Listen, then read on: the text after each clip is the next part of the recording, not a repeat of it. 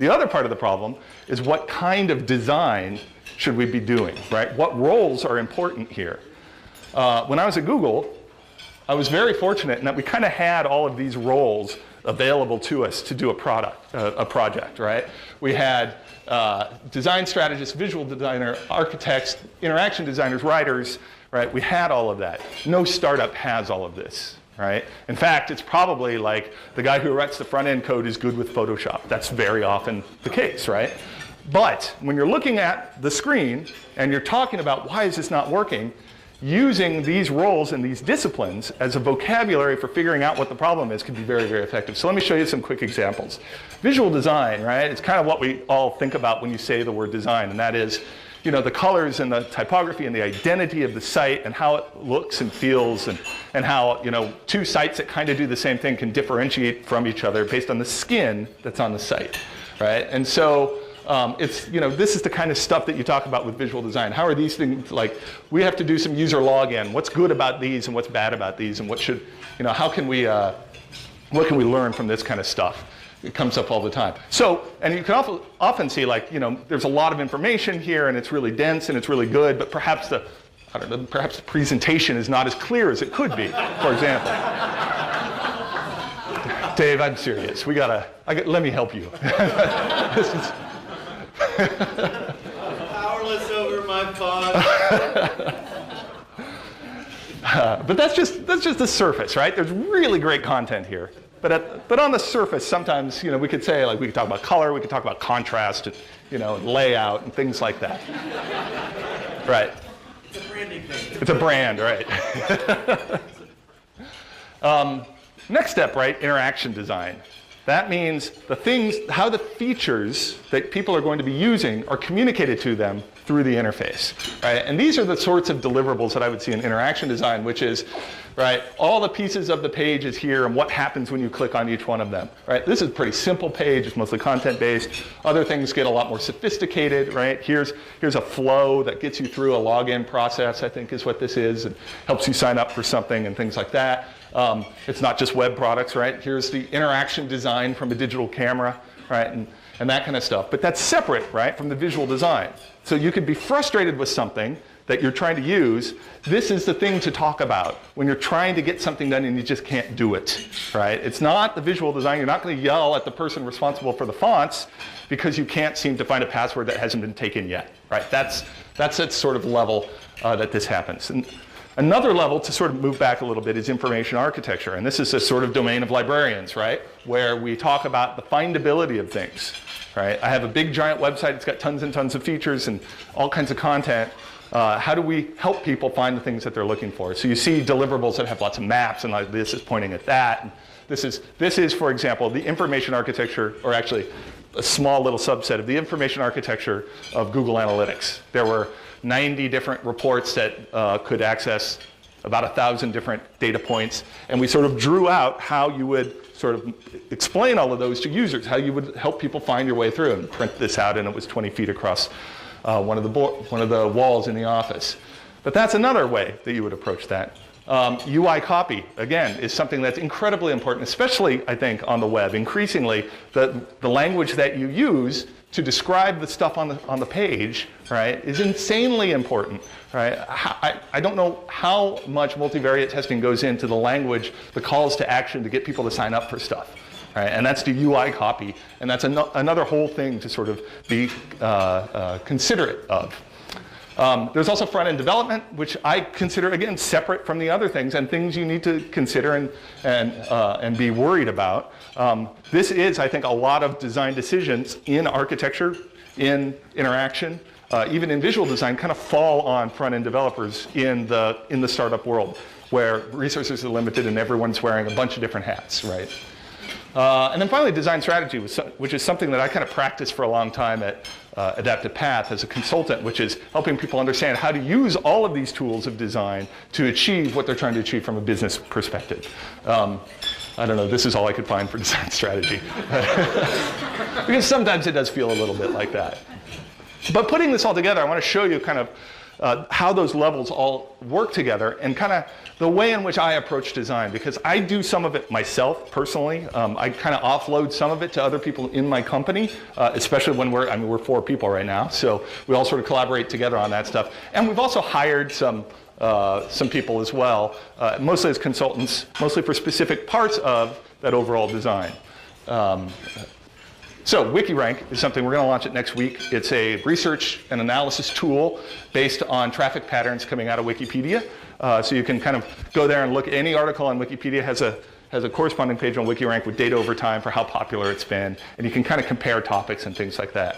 The very first idea, the first level of design I did was in my notebook, and you can kind of see this is at the interaction design level, right? This is me saying, this is what I think one of the pages would look like. And this is where I start and then sit down with the rest of the team and kind of talk through from here, what are the technical constraints? Do we have business requirements? Things like that. But also, how are we going to take this to the next level, right? I'll go from here to maybe a little more higher resolution, right? And this is about as much as I get into design. I kind of do the wireframe level stuff. And from here, I kind of turn it over to, and I typically want to work with a visual designer. I want to have control over the things that are on the page and how you where they're going to be and how they're going to work. But I'll work very closely with somebody who then sort of does the skin. At the same time, WikiRank, for example, very, very simple page flow. This is kind of the entire application. I'm sure most of your applications are much, much more complex than this. But having this sort of makes me start creating this architecture, right? And illustrating it this way, it makes me realize we're not going to forget anything, right? It's all here. We can kind of check these off as we build them, as we have the templates and have the functionality behind that. And then I start to work with a visual designer. And this is where I think visual design is incredibly important, as I've said, the fonts, the color, the layout, the identity, all of that kind of stuff. But I also find it at a very specific time in product development process. And so I seldom kind of have somebody on staff all the time to do this. This is the kind of stuff where I'd go out and find a visual designer who's good at the kind of design that I'm thinking about for a particular product and have them sort of iterate with that. But I need to communicate kind of where I want the product to go. And so I do these kind of creative briefs.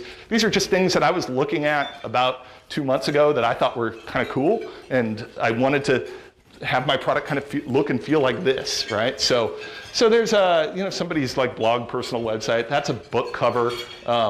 This is an airport in Germany that I thought looked like the identity for that looked really, really good. I found this set of icons, and I was like, oh man, I love these, especially love the guy being chased by the flame. I think that is just, but I like the way it looked. It's very clean, very simple, right? So I give this all to the designer. I talk through, what I think it should look like, and he came back with some identities, his WikiRank and stuff, and I was like, oh yeah, I love the, with the arrow up and to the right. That's what we always want. So, and we played around with a bunch of different typography and stuff like that, and then he took that and applied it to my sketch. And we kind of got here and iterated a bunch on this and ended up here, which is not too far from kind of where I started. But you can see, right, the different levels. Started with a sketch, the interaction, how I wanted it, then an architecture for the whole thing, right? And then ultimately working through visual design to put those pieces all together to get to sort of where we want to be with the overall look and feel of the site. So that's just a little tiny case study of what we've been working on for the last 5 weeks, frankly. So in a nutshell, right, process from, I don't know, let's spit something out into the browser and get some users to click on it, all the way through the entire user-generated design, user-centered rather design, over to the roles that we're playing, right? The disciplines here from visual design all the way down to the sort of design strategy and stuff. That's the kind of stuff that I've been thinking about, and those are the kinds of terms that have really helped me work with other developers who may not be able to communicate about the design work that they're doing or that they're looking at, things like that. The CEOs that I've worked with that don't quite know, they just know that they don't like it, stuff like that. Has helped a lot. So in a nutshell, that's kind of what I wanted to share with you tonight. And I think, Dave, we have a time for 10 minutes of questions?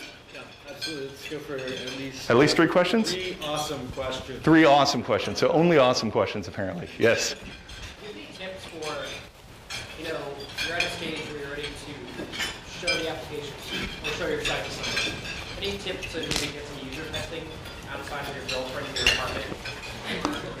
So if you didn't hear, he's asking for any tips for getting some user testing when you feel like you're kind of at a point where you want to start to show somebody and maybe check your thinking. and you said, besides your girlfriend, which is great advice, never test with your loved ones. It never works out. So yeah, there's a few. There are some, I don't have the URLs off the top of my head, but there are some actually relatively productive startups that have done online user testing, where they can sort of funnel people over there, and they use the like eyesight video camera to get people's, actually like looking, being confused and stuff like that. I think usertesting.com might be one. But regardless, if you look online, I've heard good things about some of those, but that's extremely lightweight. I've had relatively good luck with Craigslist. I say $25 iTunes gift card for half an hour of your time, and have people come in and literally sit down and just watch them use the product. It can be kind of difficult because you have so much invested in it, right? You've sweated over this thing, literally sometimes, for so long that you want to help people use it, and you really want to explain, and you kind of really have to be as neutral as possible to see, because the most valuable thing is really seeing people struggle trying to get through the app. So perhaps not having the exact team that built it be sitting in the room when the person is looking at the screen using the product, but rather, I've used a product called Silverback, named after the gorillas, which is a Mac application that allows you to do user testing, and it does both screen recording and recording through the eyesight at the same time, picture-in-picture, on the hard drive while they're using it, so that then I can go back and show the rest of the team, like watch them use this thing. That works pretty well as well. And also, just go into a cafe with a laptop and say, I'll buy you a coffee if you could look at this product for a little bit. I mean, really, it doesn't have to be scientific at all. Just learn a little bit. So, yeah, I'll take you first. Just a quick question. How much do you use metrics to validate design and objectives for that design? That's a really good question. The question was, how much do we use metrics to validate design? And the irony there being that I've worked on blog analytics and Google Analytics and all of these is that I don't a lot. And the reason is I typically work on stuff that's brand new. So I can't validate the design with metrics of WikiRank because the metrics are 0 right now, right? But I'm going to watch them very carefully as soon as they start happening. I did a project at Twitter last year where we kind of redesigned their whole new user experience from what is Twitter to I'm following 5 people, right? That was the scope of the work we did. And they had so much traffic that we could do tons and tons of testing, multivariate testing, and make changes every day to our designs and iterate very quickly based on what we were learning. We used Google's website optimizer, which, I mean, I'm totally biased because I worked on that a little bit, but it worked really well for this particular, in this particular instance, especially with something that is as concrete as converting a new user, right? If I'm going to try to figure out if the charts are working really well in WikiRank, I don't think, multivariate testing is really going to teach me a lot. That is where I want to see users struggle with it, do live usability testing.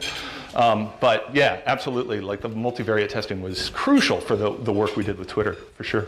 Yeah, yeah, you had your hand up.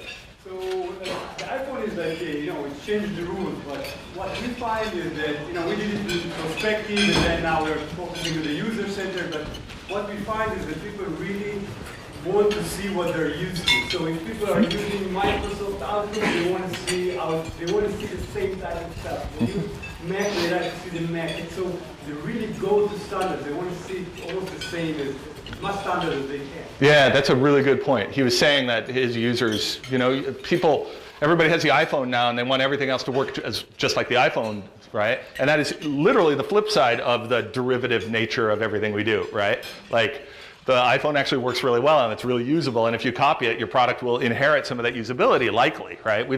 Maybe. It's, like I said, it's a very dangerous, slippery slope. But what you're getting at is convention, right? For a long time, and conventions change over time, but for a long time, like when I got started on the web, you kind of couldn't turn links a different color, because people knew that like you click on the blue thing, and if you took the underlines off, they got a little confused as well. And we don't worry about that at all, right? Everybody kind of understands how hypertext works to some degree, and so that convention has shifted and become more sophisticated. And so I think a good, deep, solid understanding of the conventions and the reasons behind those conventions make it perfectly justifiable to follow the patterns that we see that are happening in design right now. But it is, again, intentionally following the patterns because we understand why they work, and not just like that iPhone seems to work pretty well, make one like that, right? So, yeah. In your experience, what percentage of good design comes from working with paper as opposed to working with computers in any form? So what percentage, how much should you try to get stuff figured out on paper before you try to do anything with the computer? You know, if you didn't hear, he asked like, what percentage of the design work should happen on paper before you move to the computer and start? And there was a time when making stuff was expensive, right? And that was a time in my career when it was still actually really pretty expensive to actually prototype and develop stuff. And I think that time is largely gone. So I tend to sketch stuff, but I tend to sketch stuff all the time, right? And it's a way that I think, but I barely even consider that part of the design process. What I'm much more interested in is kind of, you know how pair programming works, right? Where two people are kind of sitting in front of the same screen, they write the code together, one person types, the other person, I guess, criticizes. I found that it's, in my role, kind of in this entrepreneurial leadership role, that doing this pair design work, but actually building prototype working code has been incredibly efficient. So, you know, we're building stuff, we were building in Rails, we're using Merv now, but regardless, it's still super fast. And get a website working this afternoon, right? And with that in mind, like one person can sit there, one guy sits there writing the code for the back end, right? Getting the data model to start showing up on the screen. The other person is sitting there doing the front end development, the markup in the CSS and maybe some of the Ajax effects. And I'm sitting there going, no, let's try this, let's try that. And the three of us are kind of making stuff almost in real time. And so and that plus a whiteboard is about all we need to really go very, very, very fast. And so I don't worry too much about, and I'm blessed with a couple of developers who realize like, we're going to throw away 95% of the code that we write. But it's going to happen so fast that it won't even matter. Like, you're not going to love the code, just let it go, right? I throw away way more than that amount of my design work that I do, and knowing that we'll eventually get there. So paper prototyping, that stuff, not at all anymore. Used to do that all the time. Like, we'd sit with printouts that we, from Photoshop that we would cut up and say, what would happen if you clicked on that? And No Photoshop, literally. or pencil, sure. Now, the only thing that really that might still help with is the kind of expectations when you're talking to stakeholders, right? Like, when we were doing consulting work and we'd come in front of, and talk to the CEO about our big plans, if you had something of kind of high resolution, they'd start talking about like, that's not the way our logo is treated. Like, we have a style guide for that or whatever, right? I'm like, no, look at the navigation. But if you kind of just draw it and talk through it, then we could get to the essence of the ideas we were trying to communicate without getting distracted by the visual design. That's I think still pretty effective. So, yeah. What's that? Oh, okay. Last question. People from different language groups interact with information differently. What That's right. have you noticed in terms of designing for global sites and how visibility differs? That's a really good question. He's asking about how people from different cultures and different language groups interact with information differently and what we learned. So every one of Google's products aspires to is trying to get to 40 languages. Right, which is hard because they go right to left and some of them go both directions, and it's incredibly difficult. And that's just on the surface, on the technical level, on the translation of the stuff. What I've long believed, so Google's strategy when I was there was, let's get free email into Turkey as fast as we can, because else somebody else is going to do it, right? So we're going to take Gmail, look at the interface, translate all the words, and launch it there, right? That's great. That's a very basic step to take. That's internationalization, but it doesn't do any localization for the culture that's there at all. I think that only works in a very limited sense.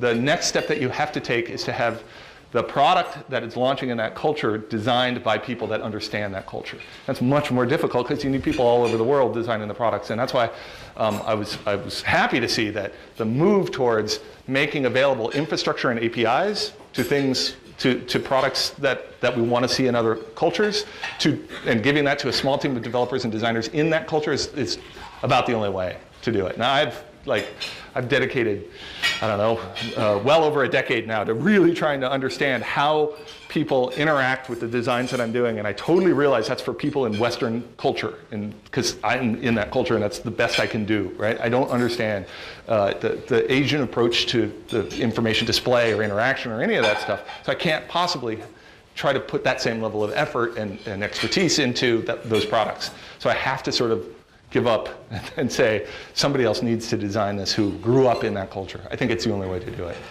So, good? Thanks. All right, well, thanks, everybody.